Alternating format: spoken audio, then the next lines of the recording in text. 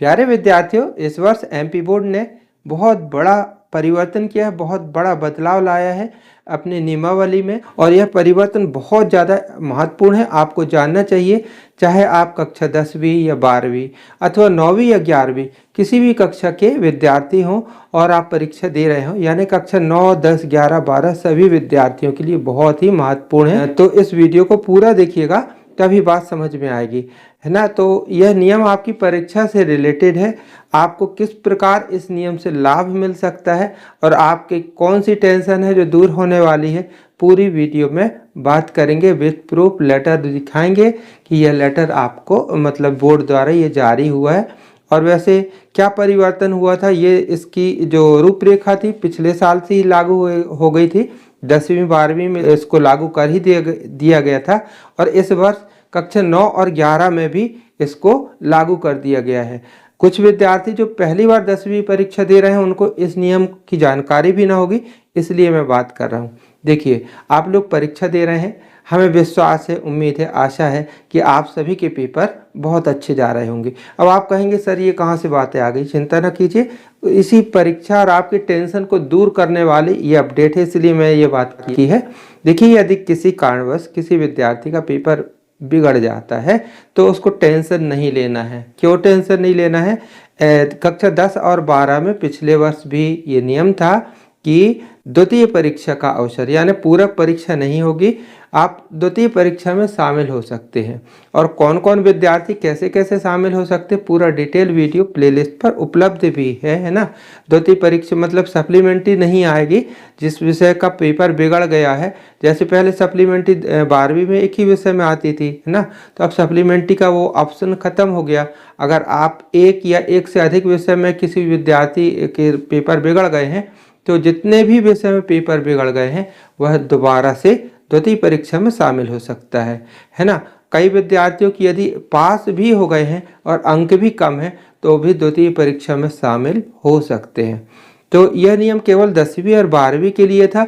अब ये लेटर देखिएगा, लेटर में स्पष्ट लिखा हुआ है ये कक्षा आपकी 9वीं और 11वीं के लिए प्रभावशाली हो गया इस वर्ष भी। देखिए, अभी का ही लेटर है, भोपाल, दिनांक 9/2/2026, है ना। यह लोक शिक्षण संचालनालय मध्य प्रदेश द्वारा जारी किया गया, सिग्नेचर वगैरह सब बाकायदा है, ओरिजिनल लेटर है। तो यहाँ पर स्पष्ट लिखा हुआ है कि शैक्षणिक सत्र विषय में शैक्षणिक सत्र 2025-26 से कक्षा 9 एवं 11 में द्वितीय परीक्षा आयोजन के संबंध में, ठीक है ना, द्वितीय परीक्षा के आयोजन के संबंध में। आप इसमें देखिएगा, पूरा डिटेल में आप पढ़ लेना। यहाँ पर मुख्य बात बता देता हूँ, लिखा हुआ ये कि कक्षा 9 और 11 में पूरक परीक्षा के स्थान पर द्वितीय परीक्षा का आयोजन किए जाने का उल्लेख है। अतः कक्षा 9 और 11 की वार्षिक परीक्षा में एक से अधिक विषयों में अनुत्तीर्ण या अनुपस्थित विद्यार्थियों को द्वितीय परीक्षा में शामिल हो सकेंगे और इसकी सारणी पृथक से जारी की जाएगी। बोर्ड के जो नियम लागू थे वो 9 और 11 में भी लागू है। तो 9वीं और 11वीं वाले विद्यार्थी भी अब इस योजना का लाभ ले सकते हैं। इसलिए हमने कहा था कि वर्तमान में आप दिमाग लगाइए, आपका जो पेपर दे रहे हैं इसको अच्छे से अच्छा करने की कोशिश कीजिए। और देखिए, पेपर का प्रेजेंटेशन मतलब आपके व्यक्तित्व का प्रेजेंटेशन कौन करता है? आपकी कॉपी करती है। तो कॉपी में आपकी हैंड राइटिंग अच्छी होना चाहिए। पूरे क्वेश्चन आप जितना भी बन सके कोरे नहीं छोड़ना है। जो आप बन सकते, फार्मूला बन रहा, फार्मूला लिखिए, कुछ ना कुछ जरूर लिखिए। आपको देखिए, इससे होता क्या है, जैसे हम ही लोग या कोई टीचर वैल्यूएशन में जाते हैं, अगर कोई बाउंड्री के नज़दीक पहुंचा है, अब यदि कोई मतलब चाहते हैं कि थोड़ी भाई इसको देख ले, एक आध नंबर से फेल हो रहा है, कहीं गुंजाइश है तो पास कर दें, और ये लिखा होगा तो ही ना पास होंगे, अब कोरी कॉपी में कहाँ होंगे। तो इसलिए प्रयास कीजिएगा, हर प्रश्न को लिखिए। और आजकल तो स्टेप में नंबर बटे रहते हैं कि कितने लिखने पर कितना नंबर, सूत्र लिख दिए तो कितने नंबर, है ना, इतना सवाल हो गया तो कितने नंबर, पॉइंट में अलग अलग डिवाइड रहते नंबर। तो पूरा पेपर कीजिएगा और अच्छी हैंड राइटिंग से कीजिएगा, क्योंकि कॉपी अगर अच्छे से लिखी हुई, व्यवस्थित और अच्छे सुंदर राइटिंग से लिखी हुई है तो जांचने वाला अब पहले ही सजग हो जाता है कि भाई ये किसी अच्छे विद्यार्थी की कॉपी है। जैसे आपकी कक्षा में आप बढ़िया टिप टाप बन करके चले आए, बैठे हुए हैं, है ना, और कोई अपरिचित निरीक्षण में आए तो वहाँ देखेंगे तो कहेंगे हाँ ये विद्यार्थी बेहतरीन अच्छी ड्रेस में, यूनिफॉर्म में और बढ़िया अच्छे दिख रहे हैं, पढ़ने वाले होंगे, है ना। वो तो पूछने पे बाद में पता चलता है। तो इसी प्रकार कॉपी आपका फर्स्ट इम्प्रेशन प्रेजेंट करती है मूल्यांकनकर्ता के सामने। इससे मानसिकता में बदलाव आता है जांचने वाले की, है ना, कि ये काफ़ी अच्छे विद्यार्थी की, थोड़ी सावधानी से चेक करें तो स्कोरिंग अच्छी होती है। इसलिए हैंड राइटिंग अच्छी होना चाहिए। अब हैंड राइटिंग अच्छी हो, अच्छे ढंग से लिखा हो, इसके लिए आप अच्छे पेन का भी यूज़ कीजिएगा।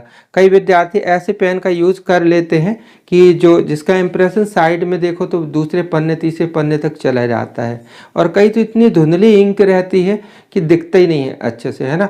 अब एजेड हम लोगों के हम उम्र के टीचर्स मूल्यांकन करते हैं ना, तो आप देख सकते हैं हमें चश्मा लग रहा है। आप इतना धुंधला धुंधला लिखेंगे तो कैसे दिखेगा। मैं आपको एक सजेस्ट कर रहा हूँ कि ये पेंटोनिक कंपनी की ये पेन है ये, और इनको मैं प्रोडक्ट में टैग कर दूंगा, तो आप चाहे तो वहाँ से ख़रीद सकते हैं। इनकी एक विशेषता बता रहा हूँ कि ये मतलब इंक जैसे चलते हैं, जेल नहीं है, इंक जैसे चलते हैं। इनकी इंक बहुत अच्छी डार्क दिखती है, अक्षर उभर के दिखते हैं, बहुत अच्छे पेन है। तो आप देख सकते हैं, प्रोडक्ट से ले लीजिएगा। और हाँ, आपके मन में जो भी प्रश्न हो कमेंट कीजिएगा। और मैं आप पेशे से टीचर हूँ अनिल कुमार प्यासी, और आप लोगों से बहुत लंबे समय से जुड़ा हूँ। यथासंभव जितनी भी हो सकती हेल्प करने की कोशिश करता हूँ।